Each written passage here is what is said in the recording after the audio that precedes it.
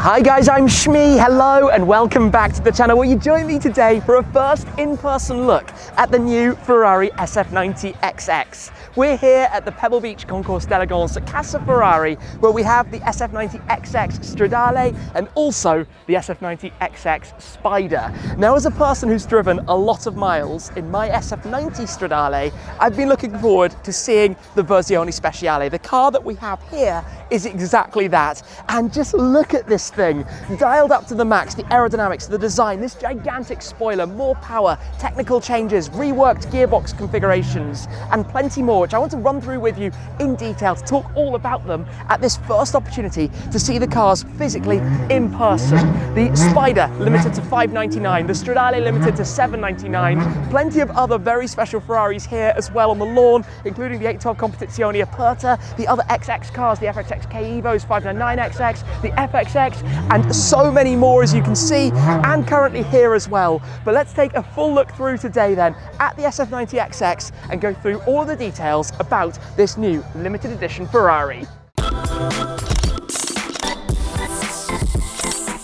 There is a lot to go through when it comes to the SF90 XX, the most aggressive version of the SF90, the first ever road XX car. Of course, we know the XX cars from the 599, the FXX, the FXXK, but when it comes to this, we're going to go through all of the design, the aerodynamics, the changes from the regular SF90, including the interior with the new seats that they've made for the car, plus all of the other items that have been stripped out and changed to make this seriously something. But before we do, I want to show you through the cars that we have out on the lawn here, including a bit of the XX history. We have the most recent edition, the FXXK EVO, based on the LaFerrari platform, and this car in fact belongs to a collection that we've seen on the channel before, a friend of mine out in Texas that we've been to visit. We also have another FXXK EVO just here as well. Beyond that, come on through here, we have one of the FXXs based on the Ferrari Enzo platform at the time, but these were really the way that Ferrari could create a car that would involve experimental technology, looking towards what they could do with the next step of the road cars, the 599 XX EVO here as well.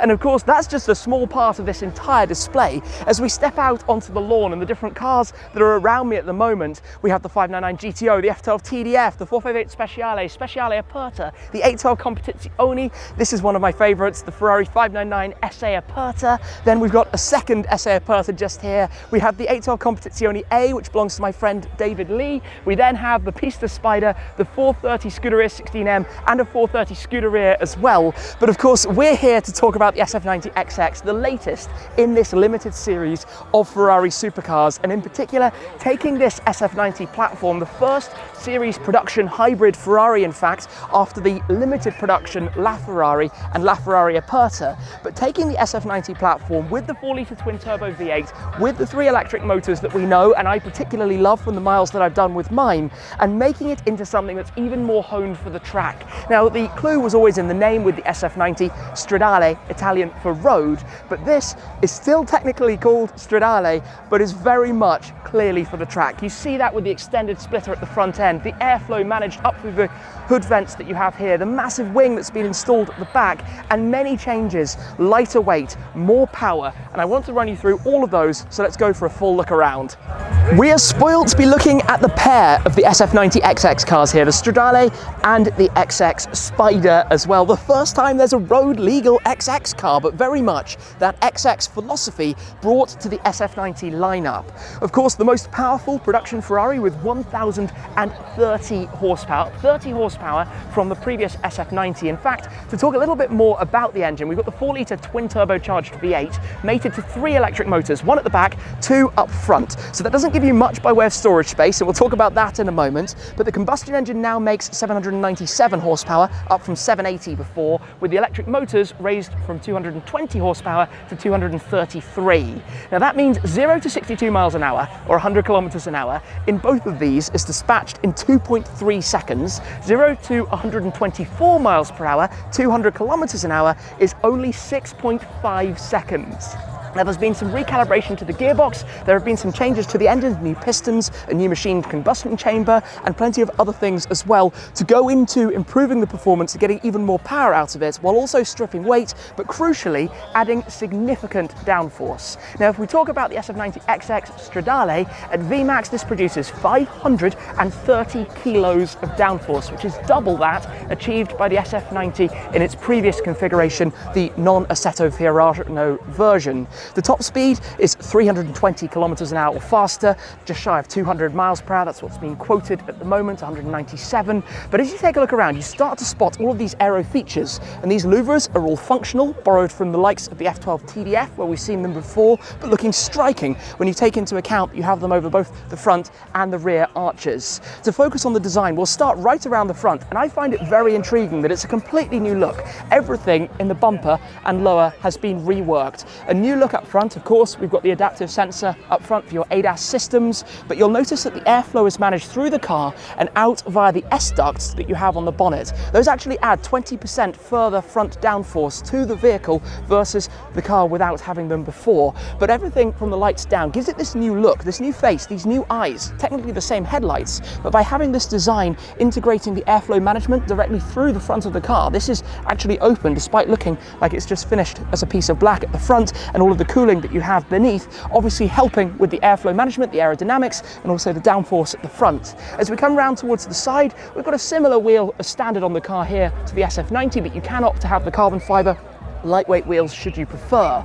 Further down the side, in large scoops here for additional cooling, again through towards the combustion engine, more aggressive side blades down towards the bottom, and then at the very back, further openings again, managing airflow with this contrast colour scheme, which we'll touch more on in a moment as well. And back here, you might remember on the SF90, where you have the adjustable spoiler in the back that opens and closes, and this completely new tail light, this full tail width tail light, which emphasizes the width and the sportiness of the car sitting beneath the fixed wing. We need to touch on this. It's the first fixed wing on a production Ferrari since the F50 back in the 90s. Of course, the F50 and before that the F40, so a very big departure, but really again emphasizing this XX program characteristics brought into a road car. Continuing down at the back, similar story to the front, lots more openings, lots more aggression to the bodywork, carbon fibre as you can see here, the blades that stick out behind the tyres, and those two very large central exhaust tailpipes, which will no doubt emit an even sharper sound than you get from the V8 in the regular SF90. Combine those with the new setup, the new gearbox, and the hot tube system that's been created for the interior, and you can guarantee this is going to sound absolutely fabulous from inside once you're on the move and when you're putting down the power.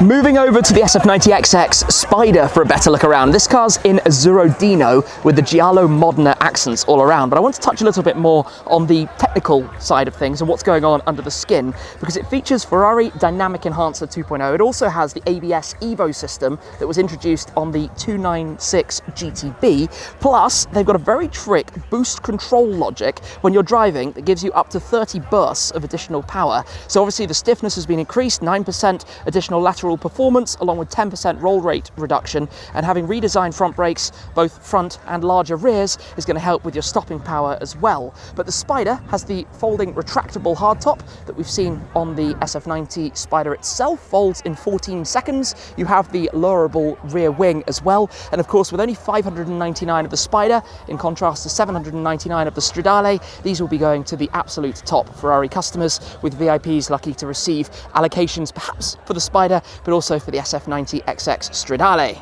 There's also been a rework to the aero that you have here, the blades that sit in front of the front wheels, but I'd like to show you the interior. So let's come through, like the previous SF90s, press down here to pop open the doors, but this is where it's quite a significant change, and notably these new seats. They're called the best weight seats, 1.3 kilos lighter than the seats before, a bucket with adjustability, I should stress, but also a very, very comfortable seat. Now there's an optional 4-point harness, as we actually have in this car, or alternatively the traditional 3-point seatbelt is available, but you'll notice also the trim inlays in here matched to the flash orange paintwork on the outside, along with the racing livery continuing through the doors. We've done away for the SF90 XX with the normal door cards in their place. You've got this continuation of the Louvre style design from outside, the JBL sound system, your buttons and controls, but also the pouch down at the bottom that obviously gives you a little bit of storage space there, because fundamentally the interior of the car now is stripped out. We've got the full Alcantara dashboard,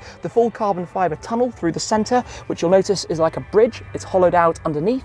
We've got the H-pad controller in the center as before for the 8-speed DCT gearbox. The fun thing here is when you're reversing, you're actually running off just the electric motors. Those are all forwards gears. A little bit of storage tucked back here, and your pocket to tuck away the key as well in the central console. Now, in terms of the steering and inputs, you have your familiar steering wheel, now with the indentation for the controls to make those slightly easier to find. You've also got your lights, your cruise control, your Manettino with bumpy road when you press it, and your e-Manettino on this side for your different hybrid driving modes, whether you want full e-drive or to dial it all the way via hybrid performance and into qualifying for the max 1030 horsepower. You'll notice there are no carpets. It's a full carbon fiber footwell, obviously saving some weight, stripping it out, giving it that even more intense feeling that Ferrari limited edition special cars are always famed for. Now, to just show you a little bit more, we've got the limited edition 1 of 799 plaque in the center, along with the full carbon fiber bulkhead, because it uses a camera system for your rear view mirror, rear view display screen, if you will. And of course, we've got those brackets for the 4-point harnesses if you've chosen to opt those. You can actually also choose to have Lexan windows with a sliding window portion, very akin to the race cars, but probably that's quite extreme for what is fundamentally a road car. Now, to pop open the front to show you in there, we'll press this, and to open up the engine bay, I'll just give a pull of the tab down there as well and come and show you very quickly what we have. So up front, the latch for this, as I know, is just there.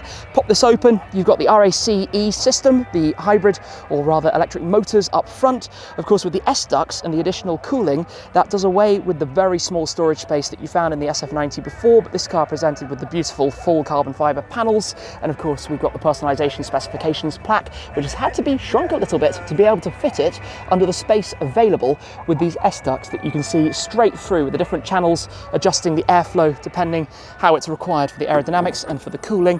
We'll shut that back down and head around towards the back of the car to show you the engine, because this is always seriously impressive how it is sunk right down inside here. The new 8-speed gearbox made that possible, but it feels like that's almost right down on the floor. Just shy of 800 horsepower from that 4-litre twin-turbo V8 tucked down there with the carbon fiber up top that you can see, and always, as you expect from a Ferrari, a beautiful engine bay just to take a look at. If I shut this back down, give that a click into place, I want to come and show you some of the other changes between the Stradale and the Spider right alongside me, because this actually has the optional carbon fiber bucket seat that you could have in the SF90 or in the 296 as well, finished in the Giallo Modena for the interior of this car as well, but fundamentally the familiar interior layout that we've just seen from the Stradale, with the change, of course, that it has one of 599 on the plaque, the small storage cubby back here, and obviously does away with the shelf in favor of having the retractable hardtop system for the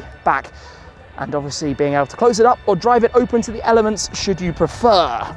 It would be remiss of me not to take a look in more detail at some of the other cars around here, particularly this, the 812 Competizione Aperta. Now, the Competizione was limited to 999 coupes and 599 Apertas. What's interesting here is Aperta, the Italian for open, has always in recent years been the name used for the limited series convertible Ferraris. For example, the 812 Competizione Aperta, the 458 Speciale Aperta, the LaFerrari Aperta. The 488 Pista was called the Spider because it wasn't limited by number. So this is a bit of a diversion from that regular naming structure that we've become familiar with. And of course, also using the XX badge on a road car, the idea being that it's the philosophy of the XX car to make this as a road-going variant. But obviously, Spider, the name that's been given.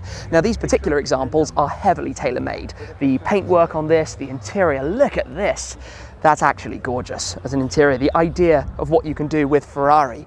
This particular livery is a special one for the Cavalcade livery, and this paint colour that's iridescent is quite frankly remarkable. Look at the way you've got all sorts of different things going on. This encompassing line around the canopy, which matches with the Alcantara and the materials used on David's 812 Competizione Aperta. If we continue through 16M, that was an exception, of course, prior to the Aperta naming structure really beginning, but the 499 of those limited edition 430 Scuderia wasn't limited to any particular number, nor was the 458 Speciale. That is a lovely spec. Look at this, the white with the silver pinstripe details flanking them over the blue paintwork, which presumably is blue electrico, the same color as my SF90, one of 799 of the F12 TDF, one of 599 of the 599 GTO. If we keep going through this lawn display and setup that Ferrari have here, we have the Hypers. I think under there is the LaFerrari Aperta, LaFerrari Enzo F40, F40 LM, and the F50 up towards the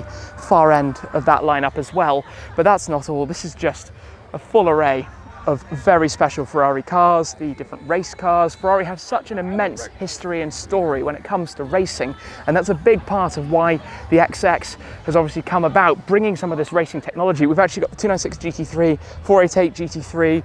This is a special place to be walking through, and obviously recently their win at Le Mans. I wouldn't be surprised if the 499P is lurking around somewhere as well, but we've got some of the beautiful 60s Ferraris around here too, cars that are almost priceless and obviously being protected until they are ready for the full reveal at tomorrow's event that all of the cars have been gathered here for, to get ready ahead of that at Casa Ferrari. The hospitality for Ferrari customers here at Pebble Beach at the Concours d'Elegance. That's quite a fun car cover over there.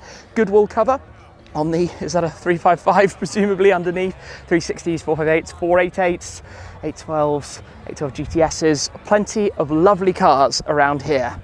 Continuing the display here, we have the line of the Icona series cars, the Monza SP1, next to it the Monza SP2, and then the Daytona SP3. The Monzas, the customers could choose whether it was a single seat or a twin seat vehicle out of the 500 that they made, and then for the Daytonas there are 600 NAV12 removable roof based on the kind of ideas, if you will, of the LaFerrari Aperta, but without the hybrid system, and the Monzas of course also NAV12 engines. I absolutely love the Icona series, not strictly chasing any performance numbers so to speak, but creating ultimate driving experiences with very retro throwback designs representative of Ferrari's history. The Daytona I think is absolutely superb, and I cannot wait to drive one of those.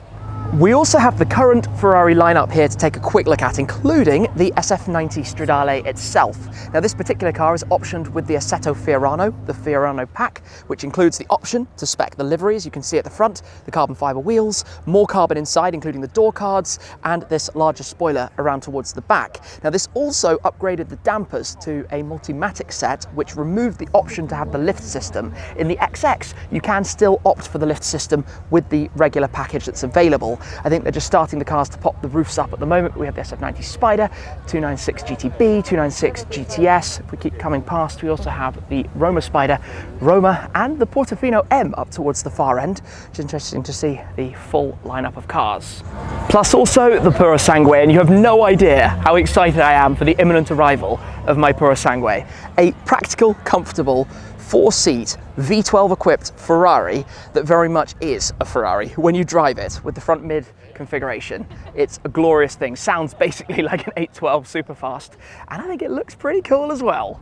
I've got to apologise at this stage if I've basically been shouting through this video and talking very fast. It's because there's a lot of loud music playing in the background and I'm sharing a video on social media, and them be the rules. But this is actually a brand new paint colour that they've introduced, Bianco Artico, with the flash orange, as I said, for the accents, and a very different spec to what you normally see for the launch of a Ferrari model. Alongside it we have the Azzurro Dino with the Giallo Modena, but also they have shown a Rosso Corsa example without the contrast, with these parts in carbon fibre, exposed carbon instead. There are numerous carbon fibre body panels, of course, upgraded from before as well, but various different options, and I imagine with tailor-made, with Atelier, and with the configuration that you can go with when it comes to a brand new Ferrari, a lot of the cars are going to be amazing specs. And if I was lucky to be able to have one of these coming, I have a pretty good idea from back there of what I might be tempted to go for, but we'll save that one for another day. For today though, what a cool thing, what an opportunity to come and see the SF90 XX for the first time, both the Stradale and the Spider here at Casa Ferrari for the Pebble Beach Concours d'Elegance. A big thanks to Ferrari out here for making it possible to pop in, to take a look at these, and as always a big thanks to you guys for your support. I appreciate it an awful lot, and stay tuned for a first run out and a drive in this to see how it really compares to my SF90 Stradale before too long. That's it for now though, thank you very much for watching, and I'll see you again very soon. Cheers!